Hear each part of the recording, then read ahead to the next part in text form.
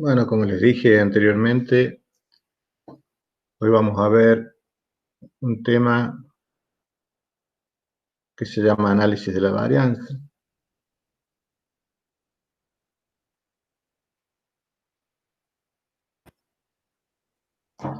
Esta es una técnica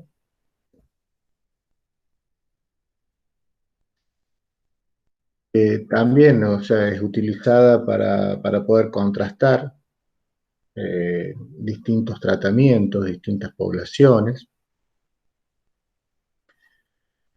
con la particularidad de que ahora el número de tratamientos que vamos a comparar es más que dos. Cuando tenemos dos muestras, dos provenientes de dos poblaciones, ya habíamos visto que las técnicas para hacer ese tipo de contrastes son la prueba T que hemos visto en las clases pasadas. ¿Mm? Cuando tenemos más de dos, utilizamos el análisis de la varianza, que en muchos lados lo van a ver únicamente escrito como ANAVA, que es análisis de la varianza. ANDEVA también significa lo mismo, o ANOVA, que son sus siglas en inglés. Y justamente es esto cuando tenemos más de dos medias para poder comparar, para poder contrastar. Principalmente lo que vamos a ver ahora es análisis de la varianza con un solo factor de variación. Por eso lo quiero recalcar acá, porque puede haber un análisis de la varianza, hay, mejor dicho, análisis de las varianzas, en el cual hay más de un factor de variación, pero no es tema de esta, no es tema de esta materia. ¿No? Eso es para otra materia. En este análisis que vamos a ver un modelo, el cual nosotros lo vamos a desarrollar como un modelo lineal. ¿Por qué de un solo factor? Porque todo lo que nosotros vamos a observar en la unidad experimental, o sea, donde nosotros vamos a tomar los datos,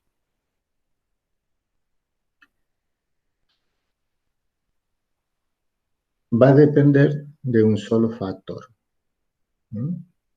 Todos los demás factores que intervienen en la respuesta de esa unidad muestral y no se engloba dentro de este factor, pasa a ser parte del componente aleatorio que se denomina error experimental. Entonces, el valor de la variable X que nosotros vamos a tomar, que sería un peso o una medida, va a ser igual justamente al efecto del factor, y todo lo que no esté contemplado dentro del factor va a englobarse en el error. ¿Por qué le digo esto? Para que lo entiendan. Nosotros cuando estamos hablando de variables biológicas, como es en el caso nuestro, van a ver que hay muchos factores que pueden influir en la respuesta de la unidad experimental, pero no los podemos medir a todos. Si los pudiéramos medir a todos, tendríamos otro tipo de análisis. Inclusive así no los podríamos medir. La verdad que hay una ANAVA que es para más de un factor, eh,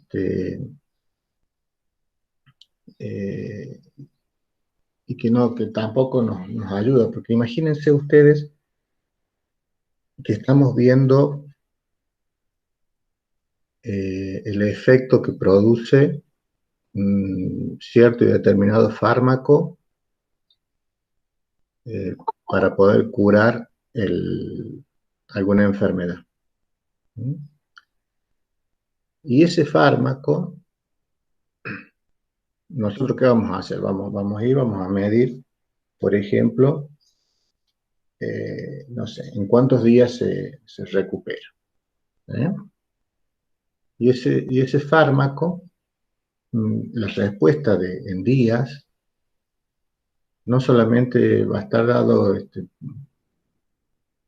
por el fármaco, ¿sí? Que el que nosotros sabemos que tenemos tres,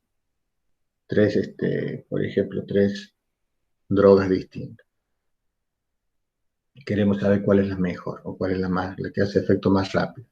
Pero eso no va a estar únicamente, eh, o sea, la respuesta no va a estar dada o atribuida únicamente al fármaco, sino que van a entrar otros tipos de factores a interceder en las respuestas, como puede ser la edad del paciente,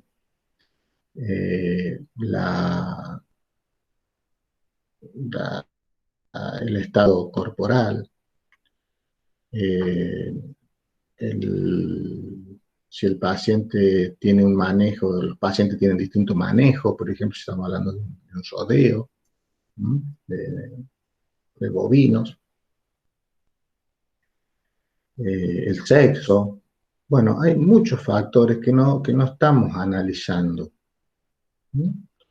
Entonces, todo lo que suceda va a ser únicamente atribuido al factor que estamos analizando. En este caso, si estuviéramos analizando si se cura o no se cura, o más rápido o más temprano, va a ser por el factor que estamos analizando. Todo lo demás va a englobarse en este componente que es el error experimental. Obviamente que cuando nosotros tengamos en cuenta más cosas, entonces este error cada vez va a disminuir, va a ser más pequeño. Por eso cuando nosotros tomamos la muestra, ahí tenemos un momento del ensayo en que esa muestra sea lo más representativa posible de la población para que podamos cometer el menor error posible. Bien,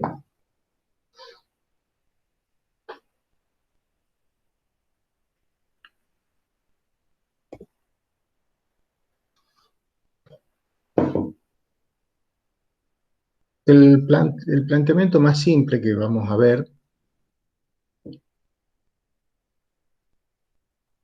es cuando tenemos una variable numérica cuantitativa. ¿Mm? Ese es el resultado de nuestras mediciones. Y queremos determinar en qué medida podemos atribuir la variabilidad de esta variable numérica a otra variable cualitativa que vamos a denominar factor. Entonces, nosotros podemos decir que estamos en un análisis de la varianza para un solo factor que puede tener dos o más categorías o niveles. El factor que puede tener uno o más niveles, más de uno, mejor dicho. Por ejemplo, si yo le estuviera diciendo, voy a probar una dosis que le voy a suministrar a la unidad experimental, y digo, bueno, voy a ver cuál es la mejor dosis. Entonces voy a decir, bueno, le voy a poner la dosis 1, la dosis 2 y la dosis 3. Y cada una de esas dosis puede tener, que sea, distintas cantidades. Y voy a ver cuál es la cantidad que hace el efecto que yo quiero. ¿Mm?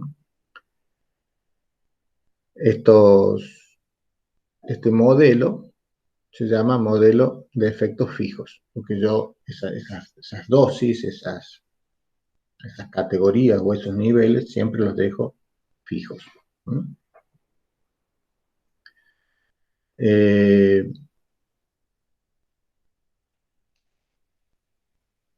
O puede tratarse también de una muestra de un nivel más amplio, por ejemplo, en el caso en que se seleccionan, por ejemplo, como dice ahí, varios hospitales y se analizan las posibles diferencias entre los hospitales.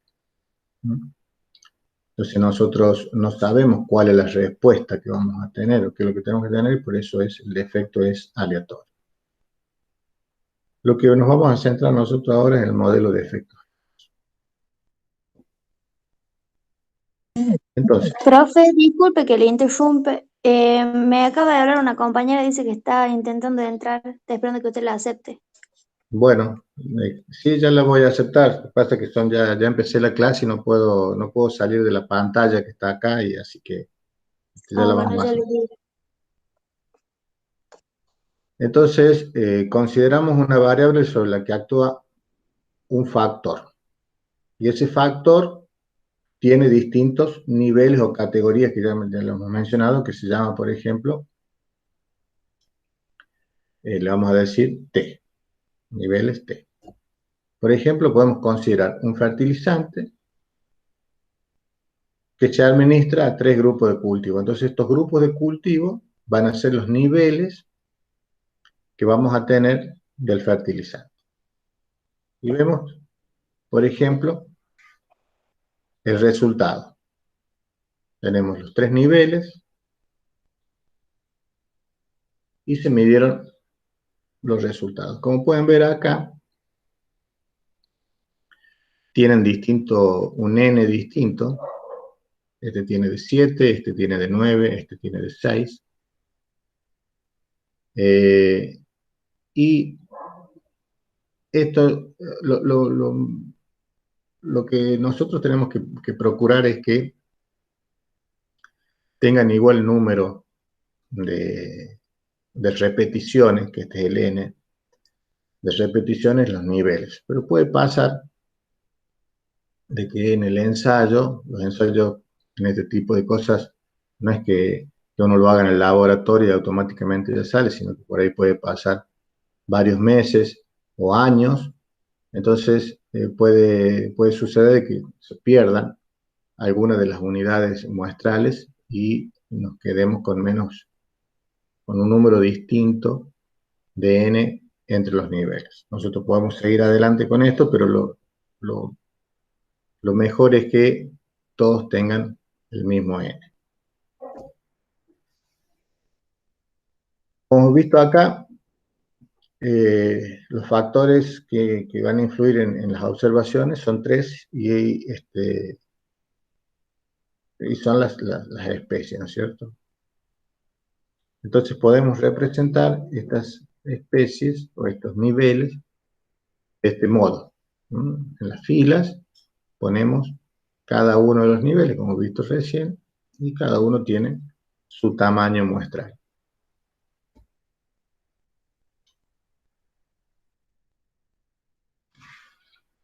Cuando los tamaños de los distintos niveles no tienen igual número de repeticiones, estamos ante un caso que le llamamos modelo no balanceado. Acuérdense que nosotros siempre decimos esto del modelo, porque lo que estamos haciendo, lo que estamos queriendo hacer es un modelo matemático que de alguna forma nos podamos visualizar cómo se comportan en la realidad o en la vida real los elementos que estamos analizando. Entonces, este modelo que vamos a hacer no va a estar balanceado cuando el n no sea igual entre los distintos niveles. ¿Mm? Siempre hay una condición que se tiene que cumplir para realizar el análisis de la varianza. Son tres condiciones. La primera es que las observaciones son normales, o sea que responden a la curva de normalidad, la campana de Gauss. ¿Y por qué esto? Porque vamos a ver que después se toman las probabilidades de ocurrencia según una distribución normal. Entonces, si nosotros no tenemos esas probabilidades, ya que ya ustedes ya saben, ya están calculadas, y es otra distribución, entonces no podríamos llevar adelante el análisis de la varianza y tendríamos que hacer otro tipo de análisis. Otra de las suposiciones es que las muestras son independientes. ¿Mm? Y esto está relacionado a que cuando son independientes, cuando el valor que nosotros medimos en cada una de las unidades experimentales no está, digamos, influenciada por alguna de las otras variables o alguna de las otras unidades experimentales que están cerca de él. Son totalmente independientes. Además, tenemos que suponer que las observaciones provienen de una variable en la que todos tienen la misma varianza. Esto se llama homocedasticidad. Entonces, para, para resumir, tienen que ser normales, independientes y homocedásticas, o sea, con varianzas iguales. Entonces, lo que acabamos de decir se resume de esta forma, o sea que la observación X sub IJ y en la fila J de la columna proviene de o tiene una distribución normal con media sub I y varianza asociada, donde J son cada una de las repeticiones. ¿Mm? De este modo, la media mu es un valor que se espera para las observaciones del nivel I. Y los errores, que es donde nosotros vamos a ver estos supuestos, estos tres supuestos, estos errores tienen que ser independientes y homocedásticos y provenir de una distribución normal. Entonces, para ir aclarando, acá tenemos el modelo lineal. ¿Mm?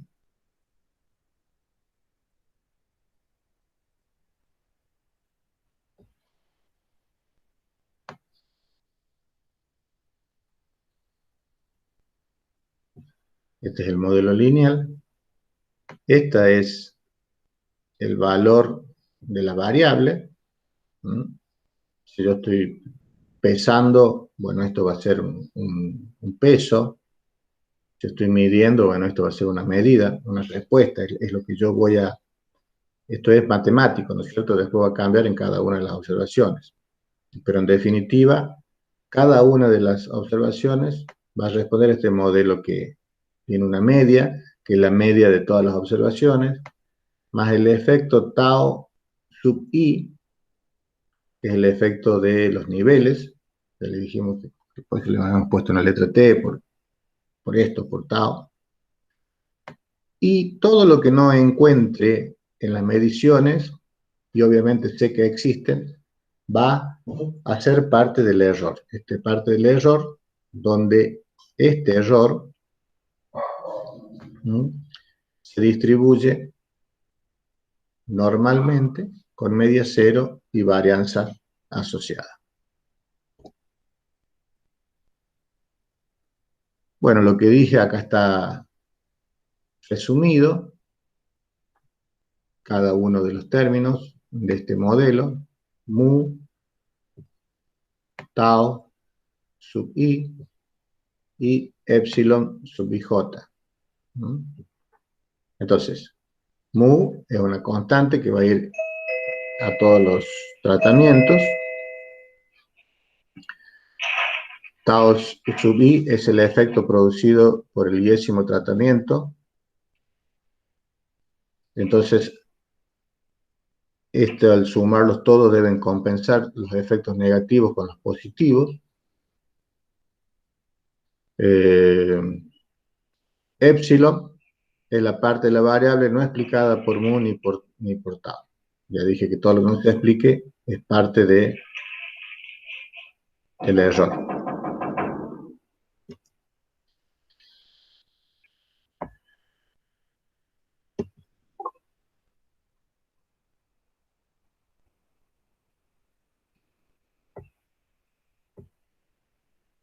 Un momentito, por favor.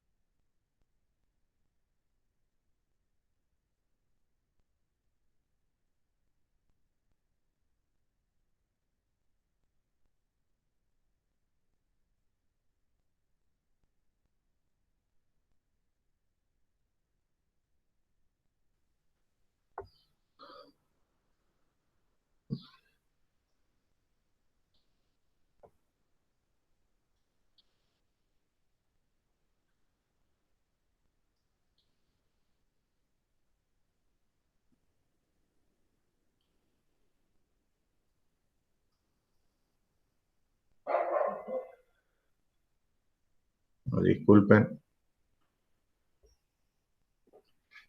¿Me escuchan? Sí, profe. Bien. Entonces, dijimos que cada uno de estos términos son parte del modelo. Y donde vamos a hacer los supuestos es sobre los errores. Entonces, dijimos que son normales, se distribuyen normalmente, son independientes y tienen homocedasticidad de varianza, o sea, sus varianzas son homogéneas.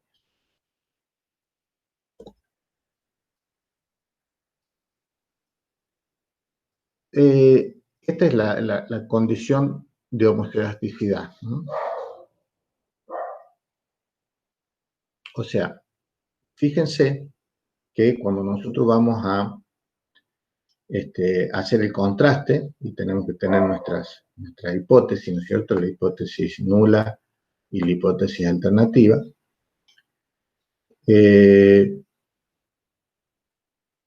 Vamos a decir que la media 1, la media 2 y la media sub t de todos los tratamientos son iguales. Acuérdense que cuando nosotros planteamos hipótesis, la hipótesis nula siempre se plantea en términos de igualdad. Por lo tanto, lo que dice aquí es que todas las medias son iguales, quiere decir que no hay diferencia entre los distintos tratamientos, entre los distintos niveles. La hipótesis alternativa es que al menos algunas de estas, entre dos, no sean iguales.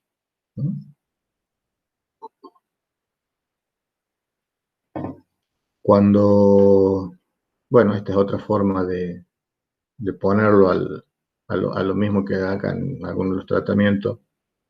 Todos los tratamientos son iguales, o sea, no hay diferencia entre ellos. y o al menos uno de los tratamientos es distinto.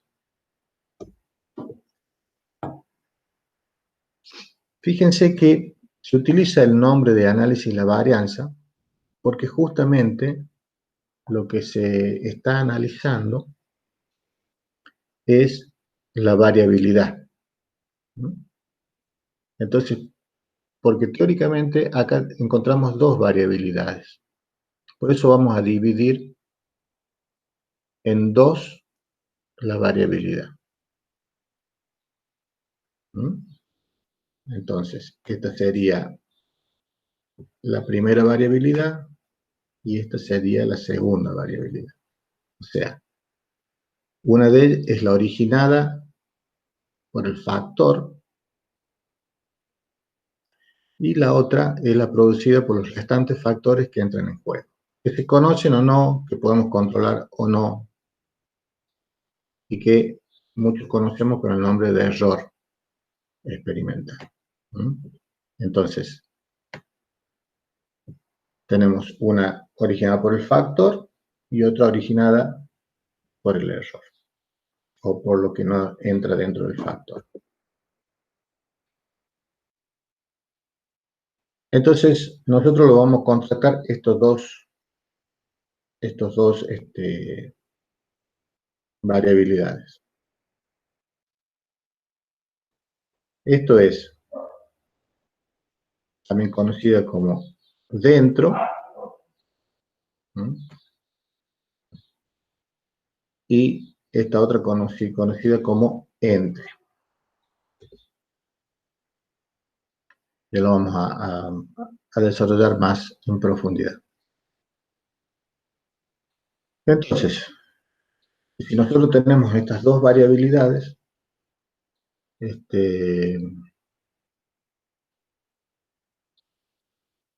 y una de ellas, uno de estos dos factores de variación es mayor que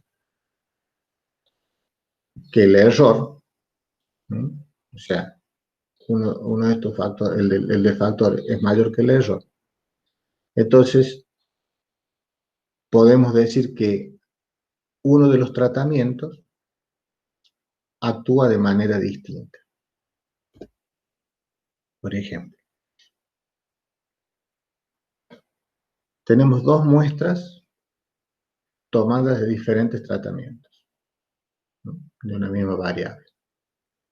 Entonces, los dos tienen la misma varianza, o sea que el concepto de homoscedasticidad está aceptado, pero las medias muestrales son bastante diferentes. Fíjense, acá tengo el tratamiento 1 y el tratamiento 2. El tratamiento 1 tiene 3 muestras, la media es de 2 y su varianza es de 1. La media 2 tiene 3 muestras, la media es de 12 y su varianza es de 1. Entonces, observen que la dispersión que se calcula al medir los dos tratamientos de manera conjunta es mucho mayor que la de cada uno de ellos por separado. Entonces, esto nos indica que no son iguales.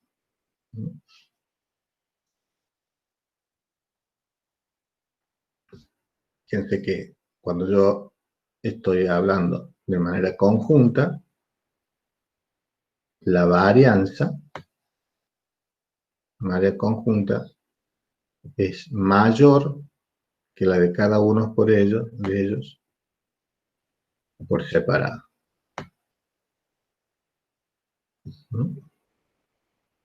Entonces, si esto es lo que pasa, quiere decir que no tienen el mismo valor esperado. Y de hecho, este tiene 12 y este tiene 2.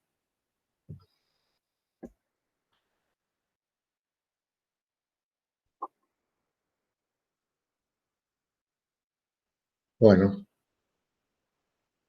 Vamos a hacer este pequeño descanso. En 10 minutos vamos a continuar con la clase.